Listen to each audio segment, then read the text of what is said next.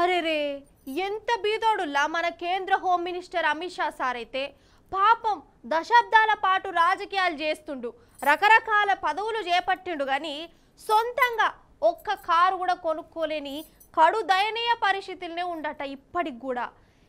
ఊకోవమ్మ చెప్పొచ్చినావు కానీ కేంద్ర హోంమంత్రి అమిత్ షా సార్కు కారు లేకపోవడాన్ని నా మీద గరమయ్యారు.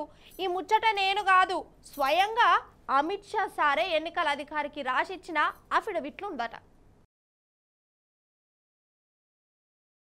ఆహాహాహాహా, మన కేంద్ర మంత్రి వర్యులు శ్రీమాన్ అమిత్ షా సార్ అంటే ఏందో అనుకుంటారు పడని అపోజిషన్ పార్టీలు, కానీ సారు సేవాగుణం ఇప్పటికి బయటపడ్డదుల్లా. గుజరాత్ గాంధీనగర్ ఎంపీ సీటుకు మల్లో మల్క పోటీకి దిగుతుండు కదా.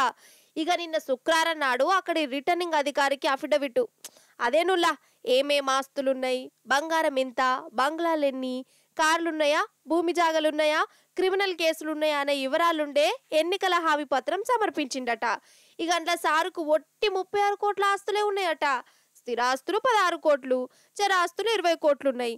ఇక సారోళ్ళింట ఆమెకు 31 కోట్ల ఆస్తులు ఉన్నాయట.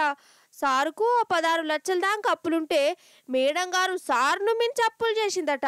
ఇవన్నేమో గాని ఇదివరదాకా ఎటన్నా ఇద్దరాలు మొగలు కలిసి ఫ్యామిలీ ట్రిప్ వేద్దామంటే సొంతంగా సార్కు కారు కూడా లేదట ఇంటి ముంగట.